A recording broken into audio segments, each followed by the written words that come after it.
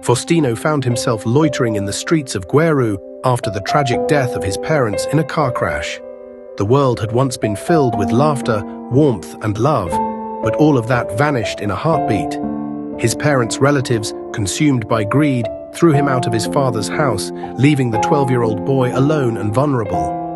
With no one to turn to and no means to fight back against the adults who had decided his fate, Faustino was forced to face a harsh reality.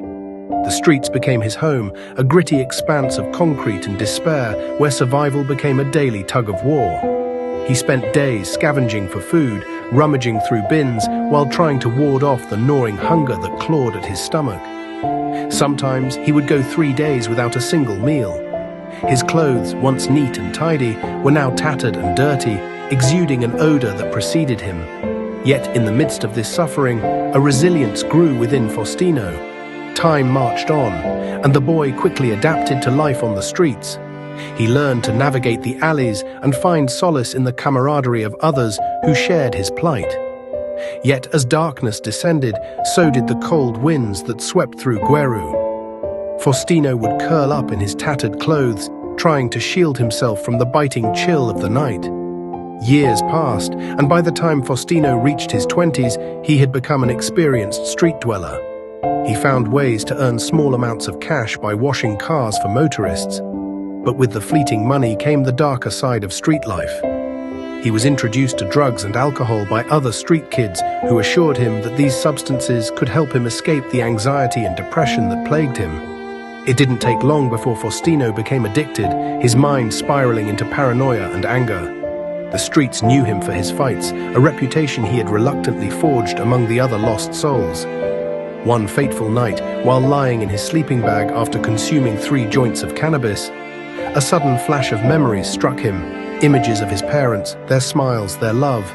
Tears streamed down his cheeks, each drop a testament to the pain he had buried deep within. As he lay there, a peculiar light from a star shone down, illuminating the tears in his eyes. Faustino didn't understand what it meant, but it kept him awake the entire night, turning and tossing in his sleeping bag, haunted by the memories of a happier time. In the morning, his friends from the streets came to rouse him for their daily piece jobs, but Faustino was too exhausted to move. The night had taken its toll. The commotion from a nearby shop drew his attention. A thief had broken in and stolen a bag of rice. As he sat on his sleeping bag, tears still flowing, a frail old woman approached him, her eyes locking onto his. "My grandson," she shouted, rushing towards him. Faustino was taken aback, dumbfounded, as he had no recollection of any living relatives apart from his parents. The old woman embraced him tightly, her frail frame shaking with emotion. "Who are you?" he finally managed to ask. With composure, she sat beside him and began to recount the story of his birth. Her name was Nana Maria, and she was his grandmother from his mother's side. She explained that Faustino's mother was her second-born child, one of 4. The memories of his maternal home came flooding back, but they were faint and hazy, overshadowed by the trauma he had endured. Nana Maria embraced him again, her warmth contrasting with the coldness of the streets. "I am taking you home, where your mother grew up," she said gently. Faustino had never considered the possibility of having a family beyond the pain he had experienced. Yet with a flicker of hope igniting within him, he followed her to her home. It was a modest dwelling, filled with the smell of cooking and the laughter of children, a stark contrast to the street life he had grown accustomed to. His maternal relatives welcomed him with open arms, their hearts heavy as Faustino recounted the cruel abandonment by his father's family. The pain in their eyes mirrored his own, and he felt a sense of belonging he had long forgotten. However, the scars of his past were not so easily erased. Faustino's addiction to drugs had taken root deeply within him. His grandmother and aunties, particularly Auntie Pippa, showered him with love and support, but it was not enough to shake his dependency. They recognized the darkness that loomed over him, and it was clear that he needed help. After much discussion, they made the decision to send Faustino to a rehabilitation center. It was a difficult choice, but they believed that with the right guidance and support, he could reclaim his life. The road to recovery was long and arduous. Faustino battled withdrawal symptoms and fought against the demons of his addiction, but each day brought him closer to the light.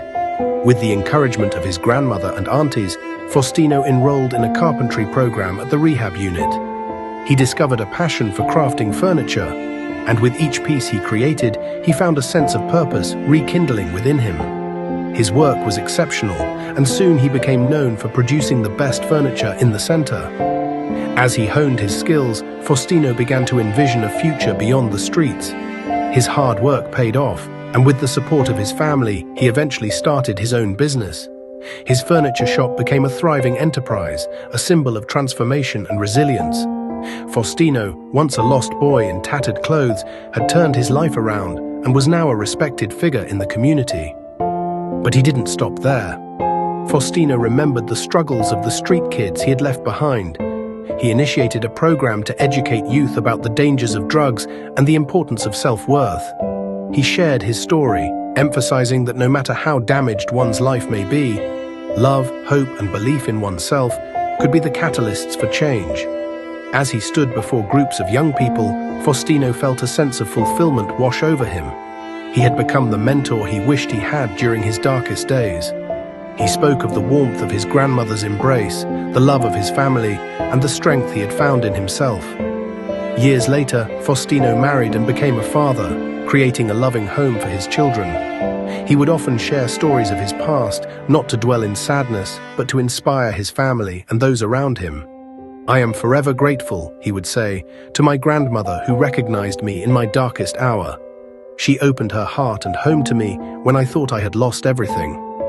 Faustino's journey from the streets of Gweru to becoming a successful businessman and community leader was nothing short of miraculous. It was a testament to the power of love, resilience, and the unwavering belief that no matter how lost one may feel, there is always a path to redemption and a place to call home. Love is the greatest. It is kind and not selfish. It does not dishonor others. Love does not delight in evil, but rejoices with the truth. If you are moved by our stories, please subscribe to our channel and share for others to experience how great love is. Thank you for watching and listening.